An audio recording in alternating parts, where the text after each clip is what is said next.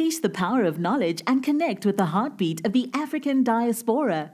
Download our African Diaspora News Channel app now on Google Play and Apple App Store. Stay informed with authentic and diverse perspectives, breaking news, and cultural insights. Immerse yourself in a community that celebrates unity, resilience, and progress. Experience the vibrancy of the diaspora at your fingertips. Don't miss out. Empower your perspective today. Search African Diaspora News Channel and join the conversation. Today we delve into a topic that for many strikes at the heart of South Africans' ongoing journey towards reconciliation and unity. Hello everyone, my name is Malidi Mfulwe and it is my absolute pleasure to welcome you to the latest edition of the African Diaspora News Channel, where we unravel the stories that shape our world and our communities. Today we dive deep into the currents of information, from the pulse of politics to the heartbeat of entertainment. We've got it all covered, so please stay tuned for a news experience like no other. A statement made by an individual from the Boer community has surfaced, expressing a clear stance against unity in our country. Let's take a look. There's a certain amount of people which wants to create a nation of unity. And then there's us, the Boers. We don't take part in this, and we're not going to. And we're not going to go away. And we're the rightful owners of this land. So,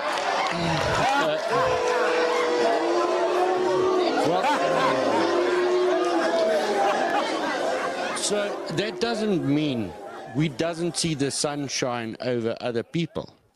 Okay, if you go back in history, you would actually see that the Boers have negotiated with the tribal chiefs and the kings, and we have see them as equal, and we have give them their peace. Okay.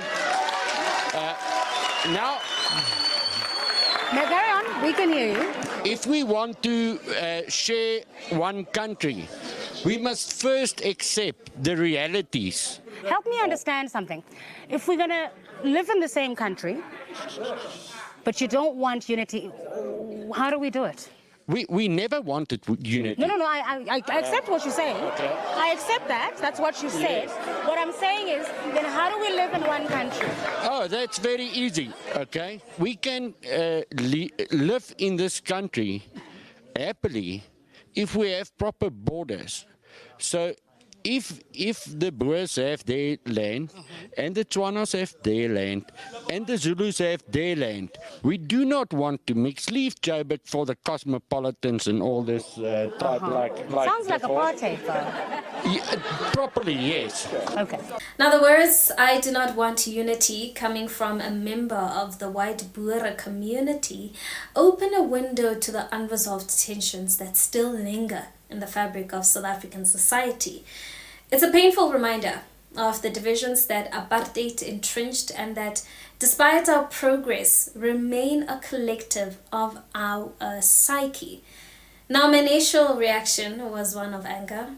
I do think it's time that we actually just stop seeking unity with white folks, as this just creates false narrative of racial harmony and color blindness.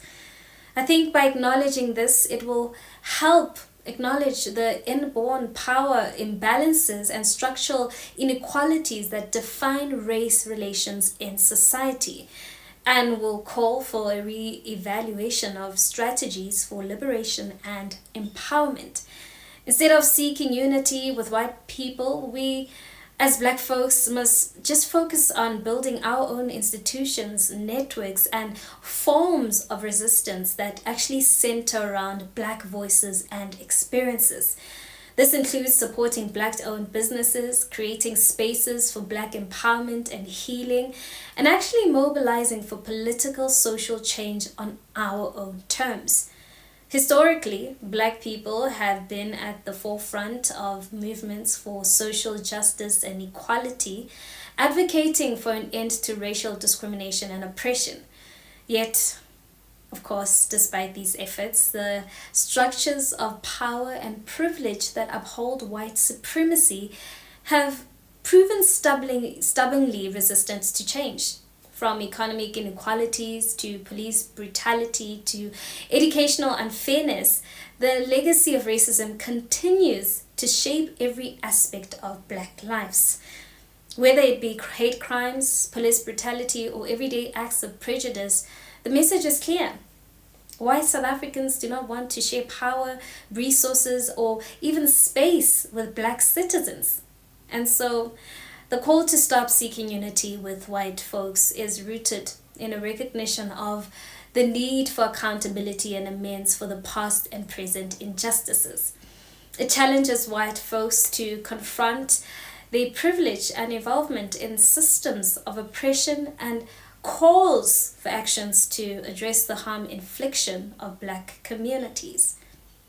The reforms from P.W. Botha can never really liberate us, because in any case, apartheid is a crime. It is an evil thing. How can you reform an evil thing? Apartheid, according to the late chairman of the PEC, John Nyati Pokela, cannot be reformed. It must be totally destroyed. Now, with that being said, we want to hear from you.